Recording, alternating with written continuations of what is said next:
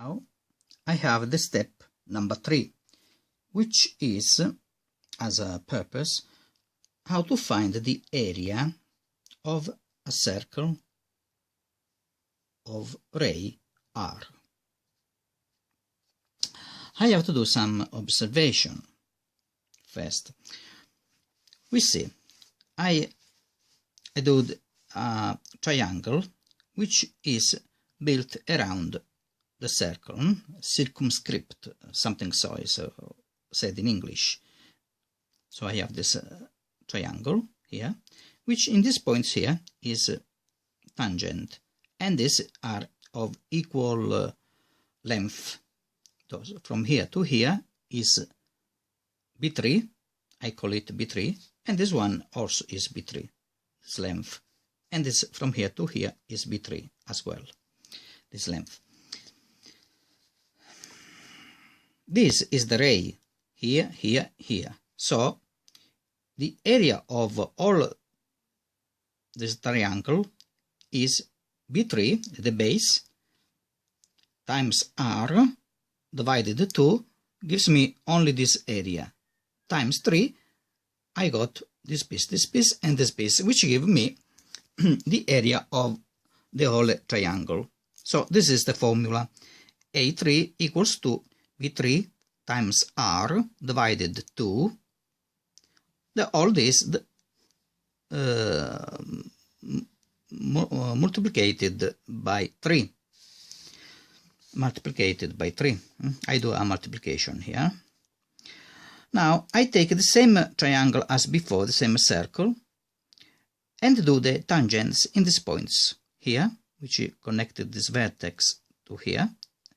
So from here to here, from here to here, I do the tangent here, practically tangent here, gives me these sides, and so I obtain an hexagons with the same sides, this, and this. For symmetrical considerations, the sides are equals, this equals to this, to this, to this, and so on.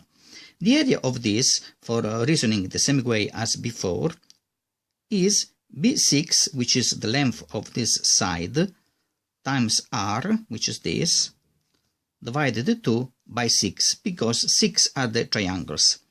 You see, this area, becoming before here, at this triangle, you see the area of the triangle differ from the area of the circle by these pieces. This one, this piece here, this with these lines, this piece and this piece. Instead, the area of this hexagon differ from the area of the circle by only these pieces,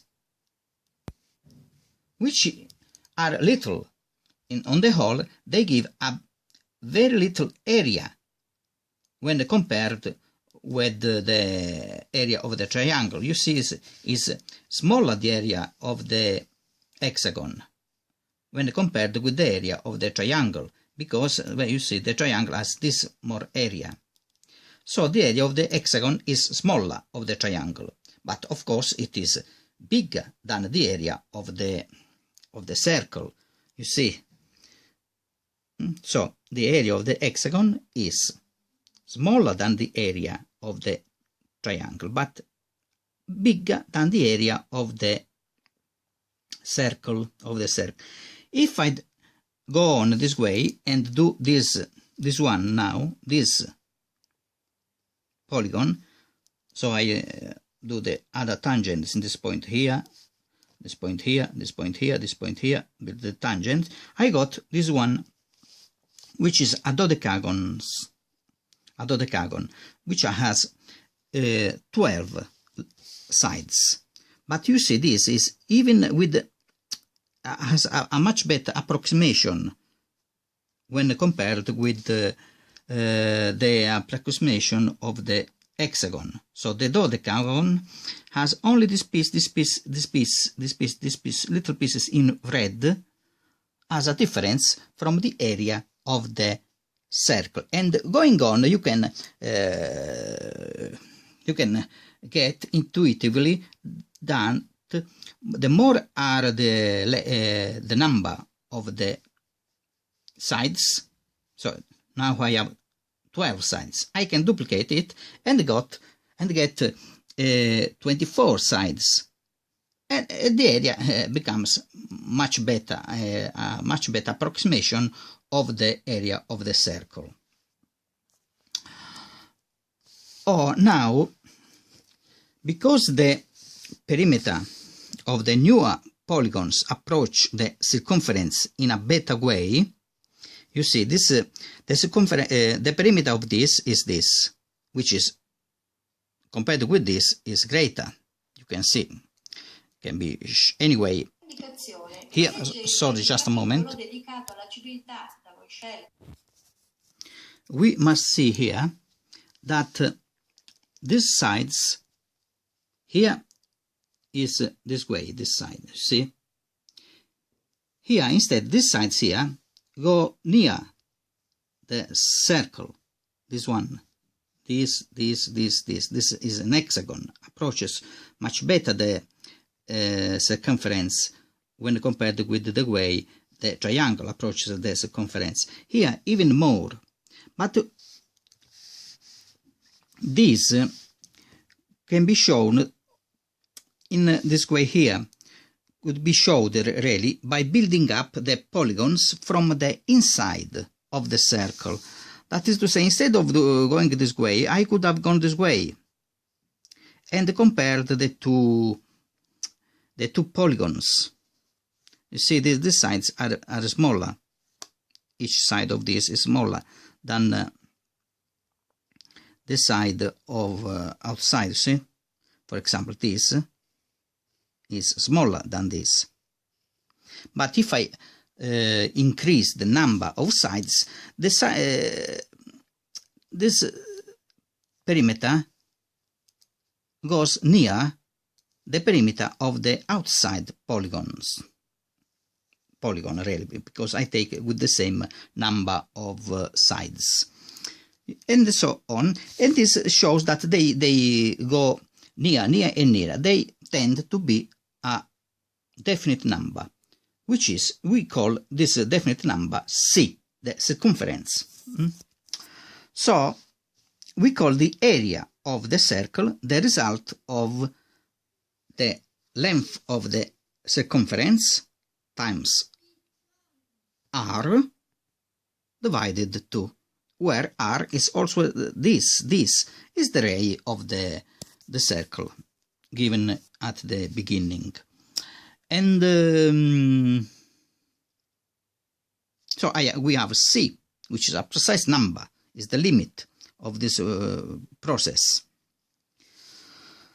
This is the area, and this is obtained from obvious considerations, one of which is the fact that the area of the newer polygons approach better the area of the circle. You see, this differs by this area. This much smaller. Here, even this area. This by only this pieces of area. Anyway, we get more. If we have more sides, we have a much better approximation. And